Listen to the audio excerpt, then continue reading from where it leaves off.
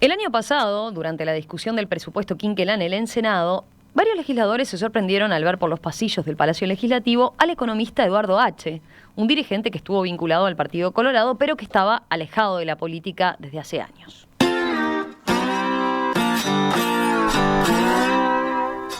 H., que fue ministro de Industria y presidente de ANCAP, comenzó a asesorar el año pasado al senador y líder de Cabildo Abierto Guido Manini Ríos en temas políticos y económicos. Por ejemplo, dio sus opiniones en temas clave como el fin del monopolio de ANCAP en la venta de combustibles para buques y aviones.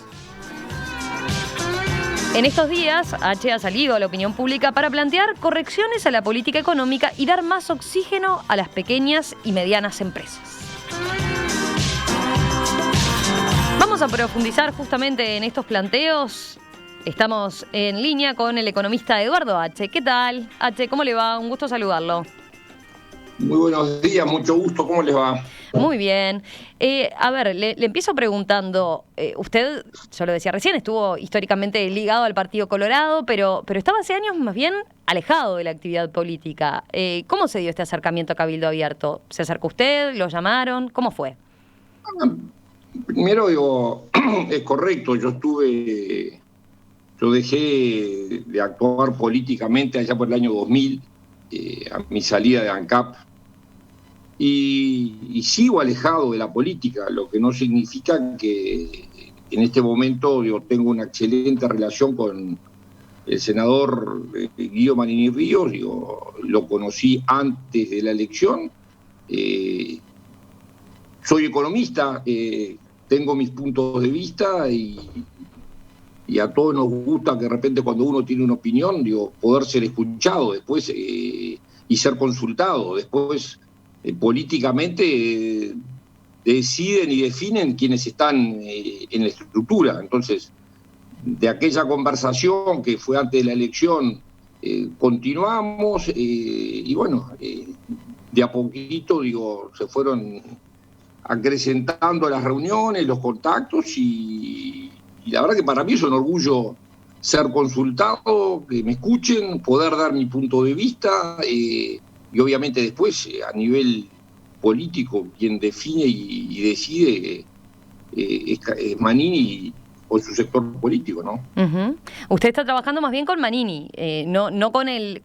Sí, yo soy un hombre, tengo una excelente relación. La verdad que he aprendido a conocer una persona. Yo, como todo uruguayo, venía a una elección, no lo conocía, la verdad, tenía mis referencias, pero por intermedio de un amigo, la verdad que lo quería conocer, fue recíproco, hablamos, conocí una persona que de repente, a mí por lo menos en lo personal, no me cuadra con el relato que se ha creado con respecto a su persona. Entonces, lentamente, en ese intercambio, fui conociendo una persona que tiene sus puntos de vista, que sabe escuchar, que aquellas cosas que entiende que son correctas o que son necesarias las incorpora, como por ejemplo todo este tema que vamos a desarrollar ahora, la preocupación por la pequeña y mediana empresa, que más que solo la pequeña y mediana empresa es una visión de cuál es el centro de un país, su funcionamiento, el respeto a la familia, al trabajo. Entonces, de ahí fue surgiendo nuestra relación y creo que al día de hoy me siento muy cómodo y realmente creo que se puede hacer un aporte, ¿no? Decía que empezó esos contactos ya antes de las elecciones. ¿Votó concretamente a Cabildo Abierto en octubre? Voté a Cabildo Abierto, sí. ¿Y cómo fue su alejamiento del Partido Colorado? Tiene que ver con la candidatura de Ernesto Talvi, ¿no? Usted entiende que Talvi empujó a muchos colorados a irse del partido y por eso fue que votó Cabildo Abierto. Yo creo que Ernesto lo conozco, colega, un profesional excelente. Miremos para adelante. Yo creo que los uruguayos lo que queremos es solucionar los problemas, que hay muchos, y no ponernos a creo que a nadie le interesa ni le importa ni a quién voté yo, ni por qué me fui o no me fui del Partido Colorado. Mi abuelo era colorado, mi padre era colorado, yo me siento colorado, le digo más. Yo creo que quienes conocen la raíz profunda de la historia del Partido Colorado, recordaremos la 14 y la 15, el riverismo, o sea, siempre hubo dos líneas bien definidas, un socialismo muy bien entendido, de vanguardia y de avance, como fue el vallismo. Y yo creo que algo de lo que caracterizó siempre, porque creo que con Manini a veces hay una confusión, pero muchos creen que es un militar venido a la política, y yo creo que Manini, o sea, pertenece a una de las familias políticas más antiguas de este país, con tradición, de la misma manera que el presidente actual, cuando le tocó tomar una acción ahora y asumió, estaba pronto, porque hay cosas que se maman. La política hay que sentirla, hay que quererla, y no tengo dudas que el senador Manini lo tiene, le gusta, lo siente, precisamente en la historia de ese movimiento que encarnó en el Partido Colorado su abuelo, lo que nunca quería surgió en contra de líderes muy fuertes, o sea, precisamente un movimiento profundamente democrático y republicano. Por eso a veces cuando uno leía mucho lo que se dice y se escribe, queriéndolo asimilar con todo lo militar, es todo lo contrario. O sea, a veces por el desconocimiento de la historia, por no tener en realidad en profundidad cómo son las cosas, se ha querido crear un relato que yo he conocido precisamente toda esta otra faceta que le estoy diciendo, que es lo que a mí, en lo personal, me sedujo, no soy hombre. Y así que está entusiasmado ahora con esto, con su nueva etapa, digamos, sin querer hablar mucho, por lo visto, de qué lo alejó del Partido Colorado, ¿no? Yo le preguntaba porque vi algunas declaraciones en las que usted señalaba, bueno, ¿cómo voy a votar un tipo, en referencia a Ernesto Talvi, ¿no?, que pidió que los colorados conservadores y de derecha votemos en otro partido? Yo soy colorado, republicano, conservador en algunas cosas. Ahí usted se definía como conservador y de derecha, algo que capaz que no es común escuchar una definición así en el sistema político uruguayo. O sea, la derecha no sé cuándo, o sea, a mí el tema no me molesta, pero yo creo que a mí ese tipo de relatos, yo conservo lo que creo que es bueno. Me parece que conservar las cosas, hay que conservar cosas, tradiciones, precisamente, y vamos a un tema, este tema que estábamos hablando, que es o que vamos a hablar, que es el tema de las pequeñas y medianas empresas. Hay que conservar lo bueno, el cerno del aparato productivo de un país. Entonces, yo o sea, a mí en política nunca me gustaron, es un tema personal, yo no creo en los hombres providenciales, creo en las instituciones, precisamente, y creo gente que dentro de ese concepto republicano, democrático, y que yo hasta el día de hoy, le tengo que ser sincero, nunca le escuché un comentario fuera de lo que es un concepto republicano, Manini, más allá de que muchas veces lo han querido asociar precisamente con todo lo contrario. Le digo más, un tema que a mí siempre me ha llamado poderosamente la atención, yo fue la primera vez que le escuché a una persona venido del sistema militar, cuando le hicieron una pregunta con respecto al tema vinculado al pasado, que dijo que a él le ofendía que lo vincularan con la dictadura. Yo no he conocido a nadie del otro lado que algún día diga que lo ofendieran, que lo vincularan con el terrorismo. Y esas cosas a veces pasan desapercibidas y se pretende hacer una imagen totalmente diferente. Entonces, yo tengo ese concepto, a mí no estaría jamás cercano ni vinculado a algo que no sea republicano y democrático. ¿Y con qué otros Jamás. valores de Cabildo Abierto se siente identificado? No. Usted hablaba de esto del conservadurismo, de sentirse conservador en algunas cosas que entiende que tiene que la defensa, sí. La defensa del trabajo, la defensa precisamente de la familia. Pongamos un ejemplo, digo, si hay un momento que se revitaliza en el sentido amplio, ¿no?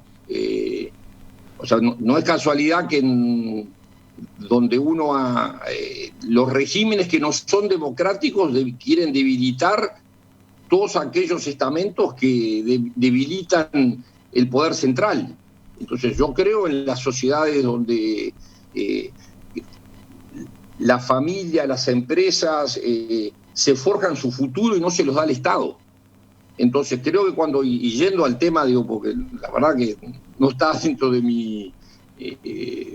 No, ya le iba a preguntar por el tema económico. ¿Le parece? Hacemos un breve paréntesis y enseguida volvemos a eso. Realmente no creo que, digo, el objetivo, no tengo ningún inconveniente, digo, y al revés, digo, me parece que a veces es claro que las concepciones filosóficas que cada uno puede tener también van con respecto a la visión país, y creo que todo este tema que hoy estamos viviendo apunta precisamente a mantener ese cerno de una estructura de pequeñas y medianas empresas que son el empresariado, son quienes generan los empleos y quienes son vitales para el futuro del Uruguay, ¿no? Economista H, habiendo hecho ya esta especie de presentación y esta puesta a punto en materia política, pasemos ahora a los temas económicos, ¿no? En estos días usted ha elogiado la conducción económica del gobierno durante lo que fueron los primeros meses de la pandemia, pero está pidiendo hacer algunas correcciones al rumbo ahora, pensando ya en la recuperación, ha dicho, ¿no? De hecho, ha alertado que se está perdiendo algo de tiempo, entiende. ¿Cómo llega a esta conclusión? Yo creo que primero es justicia, es darle a cada uno lo que se merece, y creo que es justo reconocer lo que se han hecho estos 9 meses. Cuando uno mira, primero la decisión central de libertad con responsabilidad que apunta a esto, digo, pero que es creer en los individuos.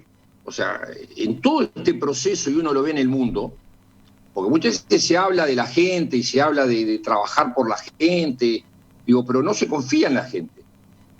Y muchas veces esto, y uno lo mira en el mundo entero, fue una tentación para aquellos que tienen los rascazos un poco y tienen esa avidez por concentrar poder y decidir yo, y estados fuertes y estados centralizadores, de tomar una cantidad de decisiones y no dejárselas a la sociedad. Uh-huh. Entonces, ahí está fijando posición con respecto a la libertad responsable por la que optó el gobierno. Exactamente. Entonces, cuando miramos, porque eso es una concepción filosófica de lo que es el país, de cómo se consigue una sociedad. Entonces, y hay un historiador que a mí lo leo mucho, que es Harari, que precisamente habla de este fenómeno, y yo escribí una carta en búsqueda de la cuestión del año pasado, que habla de la tentación totalitaria, de cómo en muchos lados se utilizó la excusa pandemia para fortalecer los controles de las sociedades. Y tenemos varios ejemplos cercanos. Entonces, para mí, rescatar eso no es un tema menor. Uh-huh. ¿Y en el plano económico particularmente? También. O sea, porque es la panacea para muchos que todo dependa del Estado y que todo lo haga el Estado. Y cuando la gente tiene miedo, entrega sus libertades. Es como cuando tú vas al médico te entregás, ¿no? O sea, sabés que tenés un problema, digo, entonces, y este es un proceso, entonces, desconocer lo que se consiguió en estos 9 meses, me parece que sería un acto no solo de miopía, sino también de un uso político indebido. Digo, porque la pandemia ha sido un tema usado políticamente en todos lados, sin duda. O sea, miremos el país que se mire, Estados Unidos, Inglaterra, España, Italia. Acá es quererle decir al que está arriba que hizo las cosas mal. Hoy se está yendo un presidente que hace 9 meses, por suerte, ¿no? Digo, pero hace 9 meses tenía casi la elección ganada. Uh-huh. Y el manejo del coronavirus lo terminó en esto, ¿no? Hoy, mañana tenemos un presidente nuevo en Estados Unidos. Entonces, negar que los aciertos o desaciertos de el manejo de la pandemia ha sido utilizado políticamente y es utilizado políticamente, lo vemos todos los días en todos lados, para no focalizar solo en el Uruguay. En su momento, el presidente y sobre todo la ministra, recuerdo clarito cuando dijo, vamos a hacer todo lo que sea necesario en su momento. Entonces yo creo que cuando uno mira que van a poner todos los recursos que esta pandemia requiera en el momento justo. Entonces, desconocer que en estos 9 meses Uruguay, la caída del Producto Bruto el año pasado fue un 5%. Sí. Hay países de 10, 12%. Voy a poner un ejemplo para ubicar en el contexto. Creo que el país más fuerte de Europa, sin duda, la región más rica es Alemania. Después del año pasado, en el año 2020, Alemania tuvo una caída del Producto Bruto que fue la mayor después de la guerra, de casi el 5 y poquito por ciento. Y es el país con más recursos y, sin duda, más fuerte y más austero de Europa y el que menos cayó. Digo, estamos hablando que España cayó del 10, 12 puntos. Uh-huh. Sí. Entonces, yo creo que desconocer que Uruguay hizo las cosas bien es imposible. Desconocer también, y esto lo he dicho yo, que nos confiamos, sería también tonto desconocerlo. Digo, acá lo que pero que hay que hacer una consideración más del punto de vista sanitario o de lo económico también. Yo creo que lleva las dos cosas. O sea, yo creo que el primer año, para mí son la contracara, son las dos monedas las dos caras de la misma moneda. Yo no concibo lo económico sin lo sanitario, ni lo sanitario sin lo económico, porque el ser humano somos todo, somos uno solo, y la gente tiene que, además de estar sana, tiene que trabajar y tiene que vivir. Y creo que lo que sí encontró el gobierno fue ese sano equilibrio entre ambas cosas. Y sin duda Uruguay fue exitoso. No éramos los mejores del mundo, ni somos los peores como se pretende mostrar ahora. Entonces, y creo que esos, y te lo voy a poner en cifras, digo, haber logrado que Uruguay haya caído el Producto Bruto solo, porque si hubiésemos aplicado las otras políticas, de repente el resultado era la caída del Producto Bruto era como el de Argentina, 10%, que es lo usual en todos lados. 5 puntos del producto en el Uruguay, estamos hablando de arriba de 2.000 millones de dólares, el Producto Bruto nuestro son, no sé, 50, 55 mil millones de dólares. Estamos hablando que este camino correcto que se eligió al Uruguay tuvo un efecto en lo sanitario y tuvo también su efecto en lo económico. Pero a ver, si entiendo bien, usted lo que está planteando es que ahora es momento de dar un paso más, digamos, desde la política económica. Usted dice que entonces, el gobierno ahora debe ser un poco menos austero, ¿ese es el planteo? Y sí, y aparte yo creo que el gobierno lo está pensando. Yo creo que acá hay temas políticos, porque quiero que me entiendas también, digo, yo estoy asesorando, doy mi punto de vista, pusimos este tema que no estaba arriba de la agenda, y hoy lo que me alegra es que todos hablan de los monotributistas, de las pequeñas y medianas empresas, de que realmente hay que hacer algo. Y el gobierno yo sé que lo está analizando. Digo, pero entonces hay que poner todo arriba de la mesa. Digo, entonces, sin duda la ministra en su momento dijo, nosotros vamos, primero no hay que apagar los motores de la economía, me acuerdo clarito la definición, Y aparte fue claro cuando dijo, nosotros vamos a hacer todo lo que sea necesario.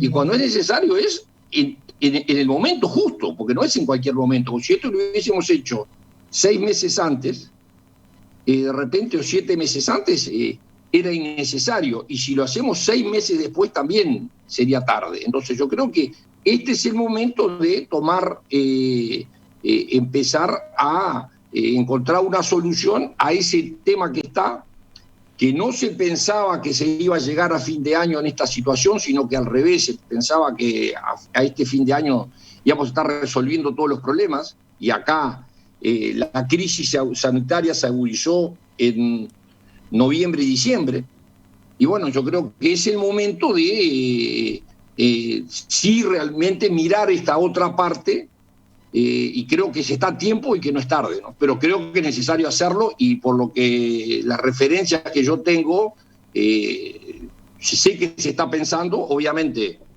hay quienes quieren, obviamente, como en el tema sanitario, que es tarde, que no lo van a hacer, que nunca alcanza, que hay que gastar, bueno, cada uno tiene su visión, ¿no? Le propongo hacemos una breve pausa y enseguida desarrollamos concretamente cuál es su planteo con respecto a las pymes. Enseguida continuamos conversando con el economista Eduardo H., exministro de Industria y presidente de ANCAP, quien volvió a la cancha política como asesor del senador y líder de Cabildo Abierto, Guido Manini Ríos. El economista Eduardo H. volvió a la cancha política como asesor del senador y líder de Cabildo Abierto, Guido Manini Ríos. En estos días, H. ha salido a la opinión pública para plantear correcciones a la política económica y dar más oxígeno a las pequeñas y medianas empresas. ¿Qué plantea en ese sentido? Bueno, de eso estamos conversando esta mañana aquí en Perspectiva con el economista Eduardo H. Economista H, a ver, vayamos al punto, ¿no? Usted se focaliza mucho en que ahora desde las políticas públicas, desde la conducción económica, se debe mirar a las pymes en particular. ¿Por qué pone el acento ahí en primer lugar, ¿no? ¿Por qué las pymes? Bueno, porque son el centro de nuestra economía. Son quienes más empleo generan y quienes sin duda son, estaba revisando las cifras, se habla de que hay en el entorno de 200.000 entre pequeñas y medianas empresas que emplean casi 600 o 700.000 personas. A veces yo quiero ser cuidadoso con los números porque sin duda es importante ser claro, representan en algunos, uno miraba los baremos, entre algunos hablan del 80% o más del aparato productivo de este país. Y porque aparte creo que cuando uno mira, y por eso es importante la dinámica, Uruguay tiene un costo país muy elevado, eso es innegable, que se ha venido forjando, y por eso a mí a veces cuando yo escucho ese gastar, me pone los pelos de punta, porque acá en el Uruguay se gastó como si la bonanza iba a durar para siempre, y no duró para siempre la bonanza. Acá, y por eso reconozcamos las cosas buenas, a mí no me gusta ponerle nombre, pero los números no mienten. Entonces, cuando volvemos a los mismos conceptos anteriores, es que me preocupan, que fueron los que llevaron a este problema, porque aparte... O sea, usted ahí está marcando concretamente, porque una pregunta que uno podría hacerle es, bueno, usted tiene un planteo similar al que hace el Frente Amplio con respecto a que el gobierno tiene que ser menos austero ahora en este camino, en este momento de la pandemia.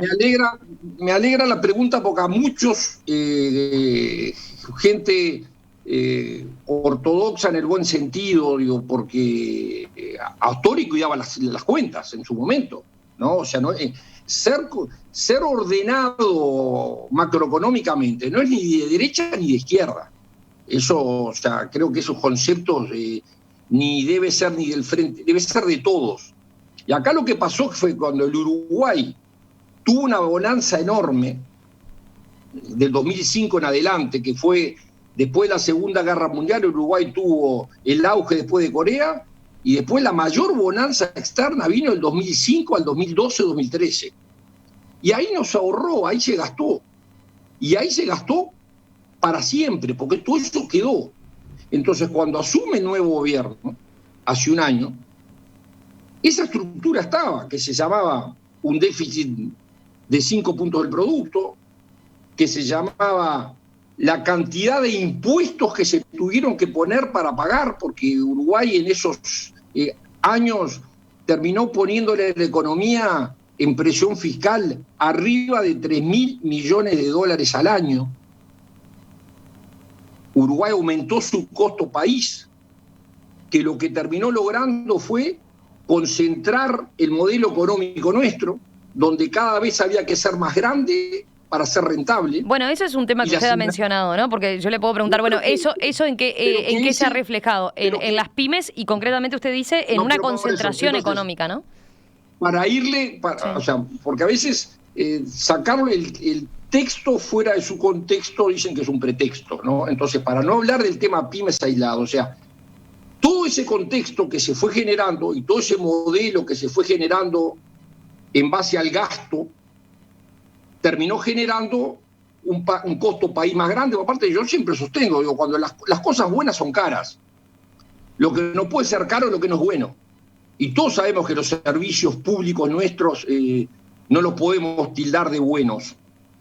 Y se encarecieron. Entonces, eso lo que terminó generando fue que ser más grande para ser rentable, para que pudieran venir inversiones, tenía que hacer una cantidad de exoneraciones, si no, no se venían al Uruguay, y la prueba está, yo siempre digo, para mí el decálogo de las reformas estructurales está en el contrato de UPM.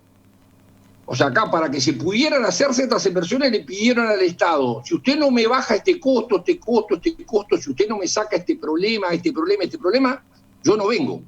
Entonces nosotros lo que aspiramos es que eso se aplique a todos. Y quienes más sufrieron esa dinámica fueron los pequeños y medianos empresarios. Y muchos de esos pequeños y medianos empresarios, que son el cerno de la vida política, de la vida económica nuestra, hoy son los que están pagando las consecuencias mayormente de esta crisis que está viviendo. Y se lo voy a poner en un símil. Uh-huh. Cuando fuimos a tratar el tema sanitario, a nadie recuerdan que al principio se hablaba de inmunidad de rebaño. O sea, ¿cuál era la actitud más sencilla? Y bueno, a la larga escuchamos a algunos de acá fuera de la frontera, digo, y todo el mundo se horrorizó. Y bueno, que sobrevivió el más fuerte, ¿no? Eso era, o sea, los políticos sensatos dijeron, no, esto no puede ser esta la política. Acá tenemos que cuidar las vidas. Como dijo, recuerdo una frase cosa que no es usual en la historia, esta es la primera vez que está pasando que se le da valor a la vida. O sea, me acuerdo Gandhi dijo, ¿querés conocer el valor de una vida? Preguntarle a la madre. En las pandemias anteriores a nadie se le ocurría parar la economía de un país, porque aparte ni sabían cuál era el problema. O sea, en el 18, cuando vinieron los españoles y se murió el 80% de los indígenas del Uruguay, la peste en Europa que mató el 40%, 50% de Europa, no sabían cuál era la enfermedad. La detectaron 10, 15, 20 años después, uh-huh, o muchísimo más tiempo después. Entonces, acá por suerte hoy, todo esto que se está haciendo es para preservar la vida. Pero entonces yo uso el mismo símil y digo, pero entonces a nivel económico estas empresas, que se salve quien pueda. O sea, que sea el más fuerte. Y todos sabemos que el más fuerte es el más grande, que además viene de 15 años donde la dinámica de los procesos que hemos llevado, de aumentar el costo país, de gastar, gastar y gastar, no importa que eso de alguna manera se paga, hoy quienes más sensibles están y quienes más están recibiendo ese impacto son toda esta cantidad de pequeñas y medianas empresas, que aparte la dinámica, dependiendo de cómo actuemos y cuándo actuemos, puede generar que esto sea una inversión. ¿Cuál es el planteo que estamos haciendo? Señores, miremos esto, cuidémoslo, y esto es un paquete que aparte hay que hablarlo dentro de la coalición. Digo, a mí creo que Manini en esto ha sido bien claro. Yo no le voy a avisar al presidente por la prensa las cosas.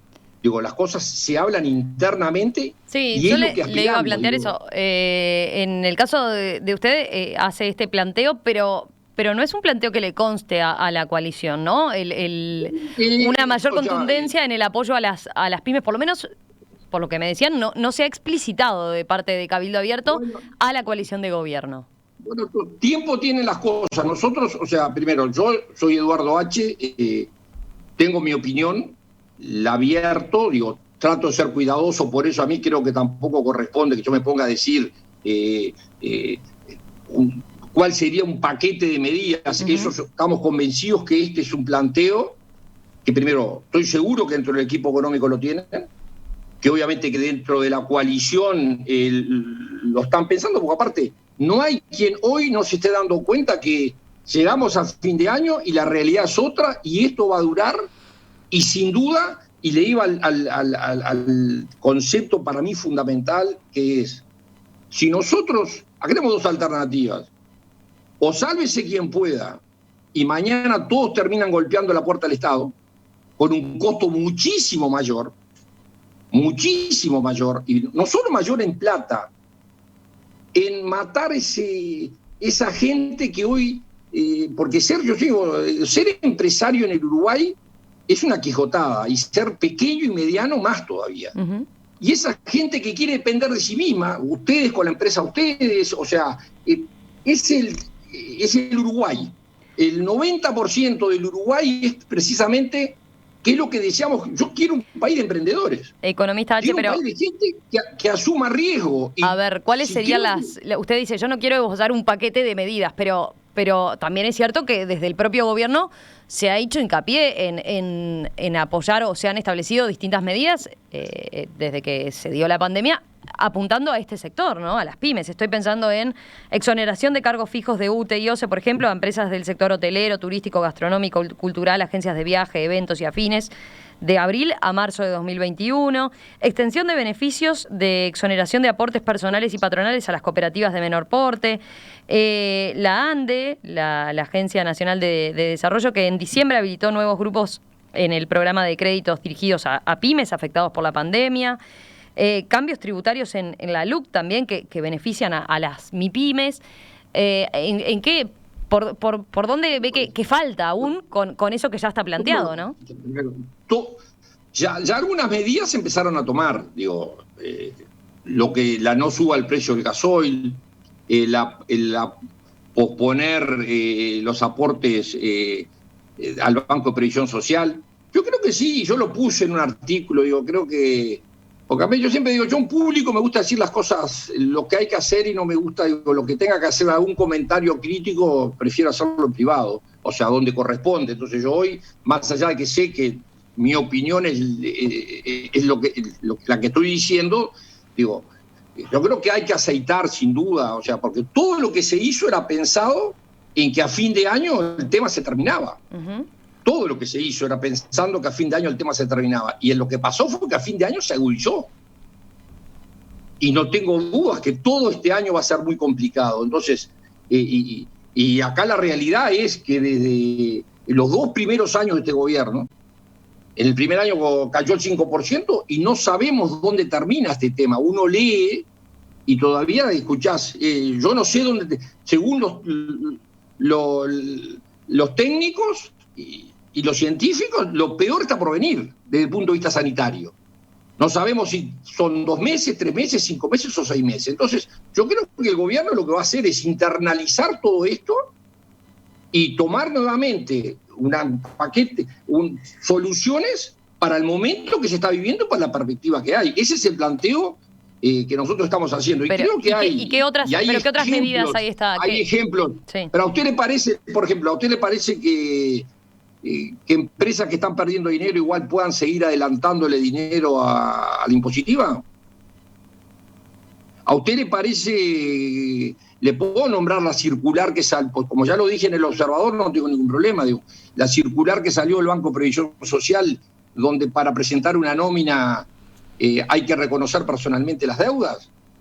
Yo creo que hay una cantidad de temas, y se lo dejo por acá, digo, pero todo el tema del SIGA, digo, a mí el otro día, después que sale la nota, me llama una persona de Cerro Largo, la verdad, me llamó la atención, atendí, me dice, mire H, la verdad que le agradezco, me dice, porque yo había firmado un contrato de arrendamiento antes de marzo. Uh-huh. Digo, y hoy se me cayó la venta a más de la mitad, sigo pagando el alquiler, sigo pagando las tarifas, sigo pagando los impuestos, sigo pagando todo. Me dice, tengo un problema. Entonces, por lo menos no se entiende. Entonces, creo que en esto, y sin duda, no tengo la menor duda que el gobierno es sensible y va a ser sensible, digo, esto es poner arriba de la mesa un tema que como acá solo, entonces, y que no es muy usual, porque en Uruguay preocuparse por los empresarios no es bien visto. O sea, en la cultura nuestra, en esa cultura del gasto, en la cultura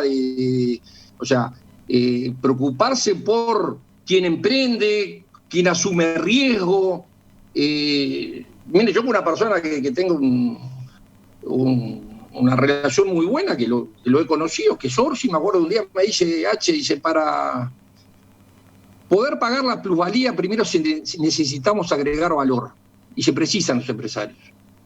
Bueno, ese es el Uruguay que yo quiero. Entonces creo que es hora de que también el sistema nuestro le preste atención a todo este grupo de gente, uh-huh, que son el cerdo. Entonces lo que estamos haciendo es poniendo un tema arriba de la agenda, que creo que gracias a Dios está. Ayer yo estaba viendo la televisión, veo que hoy todos se preocupan por los monotributistas, hay que darles una mano. Entonces, primero, digamos, dentro de un concepto que no es gastar, gastar y gastar, sino que es un concepto bien claro de, señores, hagamos esto ahora porque es indispensable hacerlo, porque es una inversión y no es un gasto, porque lo que se vuelque a todo este sector va a evitarle al Estado muchísimo más gastos posteriores.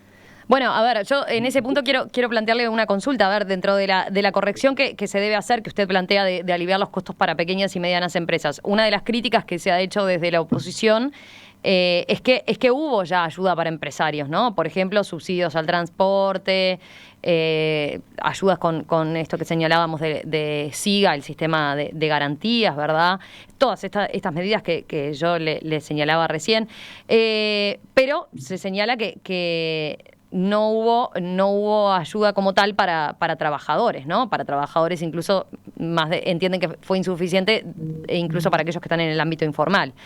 ¿Para usted ya es suficiente la ayuda que se le ha dado a las personas? Es decir, las transferencias monetarias a través de las asignaciones familiares, el plan de equidad y la tarjeta Uruguay Social, por ejemplo. Yo creo que eso lo que primero pone en evidencia todo este proceso es lo estéril de la vieja discusión Estado-mercado. Uh-huh. Hoy estamos mostrando la necesidad del Estado, sin duda, o sea, y creo que es fundamental ese apoyo. Y le voy a poner un ejemplo de por qué estas cosas, porque ese concepto de que hay que gastar, lo ha dicho hasta el Fondo Monetario. Sí, también le iba a preguntar a propósito de eso, justamente, ¿no? Y es porque se aprendió de errores del pasado. La mayor crisis económica, que fue la de 1930, el motivo fundamental fue cuando vino la crisis, se fue austero. O sea, no se expandió la base monetaria. Entonces aprendieron, o sea, si vos todavía en la crisis ponés marcha atrás, o sea, la ciencia económica aprendió de ese proceso. La prueba está lo que pasó en la crisis del 2008. O sea, se salió de la crisis del 2008 precisamente porque se aprendió de ese error. Entonces, acá lo que no queremos confundir, y te voy de nuevo a una pregunta que tú hiciste, que es, acá, sin duda, este es un momento de que el Estado tiene que apoyar lo que corresponda, y no a todos. Porque en ese a todos y gastemos es generar la cultura de... Porque aparte normalmente lo que es transitorio muchas veces se termina transformando en permanente. Y acá lo que se ha transformado permanente en el Uruguay es que me den. Entonces, hoy creo que el gobierno ha sido clarísimo, marcó un marco conceptual, libertad con responsabilidad y apoyo social, y vamos a dar todo lo que corresponda. Y el Estado lo está haciendo. Y creo que este es el momento en que va a tener que redoblar el esfuerzo. Yo creo, sin duda, que el Estado, los números que se hicieron el año pasado, no se esperaba un 2020-2021 con esta realidad. Hablábamos, ¿se acuerdan? El despegue en B, la recuperación en B, y no se va a dar. Y eso va a obligar a replantear una cantidad de cosas. Y creo que en el seno de la coalición, que sin duda va a tener que en estos temas buscar la manera, y obviamente eso lo resuelven quienes son los que deciden, cómo se deciden estos temas, va a tener que replantear y ver cuál es el apoyo que va a tener que dar, además de lo que ya dio el año pasado. Entonces, ese es el también en el marco de estamos... un presupuesto y un panorama fiscal complicado, ¿no? Donde el margen de maniobra no es tal. Por eso yo le preguntaba de vuelta lo de dónde, cuánto más tendría que gastar el gobierno, qué es lo que ve en ese sentido, ¿no? Ahí si yo me guío por lo que dijo la ministra, si yo me guío por lo que dijo, y aparte si hay alguien que es creíble, es ella, va a ser todo lo que sea necesario. Y no tengo la menor duda que va a ser todo lo que sea necesario. Pero a ver, por ejemplo, si se ponen recursos para las pymes, ¿cómo se asegura usted que si se le da estímulos a las pymes, ¿verdad? Estas van a volver a contratar al personal que echaron o que mandaron al seguro de paro, por ejemplo, ¿no? Ahí está la tarea, para eso está el Estado. Y, o sea, entonces, pero yo creo que si tú mirás en cualquier lado del mundo, no es casualidad que lo están haciendo. Y lo están haciendo bajo esta lógica, lo están haciendo bajo una lógica de, señor, a quien mañana yo puedo poner una cantidad de dinero que sea un gasto o una inversión. Cuidemos el aparato productivo, el centro. Entonces, cosa que en el Uruguay pareciera que el aparato productivo y todo lo que sea emprendimiento... es mala palabra. Yo quiero conservar esto y creo que es sano que un país como nosotros, porque esto lo que estamos haciendo es ahorrándole recursos para el futuro, porque si el aparato productivo sale mal de este proceso, y te puedo nombrar muchos ejemplos de gente chica que hoy está pasando mal, que no tiene precisamente, no le da para pagar las cuentas, ¿no? Entonces, y creo que en eso el Estado tiene que ser selectivo, no es una renta básica, demos. No, yo creo que eso el Estado ya lo ha hecho, ha ido buscando a todos los sectores con mayores necesidades y ha ido apoyándolos a nivel individual. Que va a haber que redoblar el esfuerzo también a ese nivel en el año 2021, sin duda. Y acá lo que estamos poniendo es, además de eso, esta pandemia, después de un año que pensábamos que se iba a terminar, que no se terminó, que mínimo va a tener 6 o un año más por delante, también hay un grupo de gente que se la bancó, que hizo un esfuerzo, que siguió trabajando, convencidos que llegaba a fin de año y el tema se terminaba, que se va a complicar. Entonces hay mucha gente hoy que de repente está en el dilema de decir, ¿cierro o no cierro?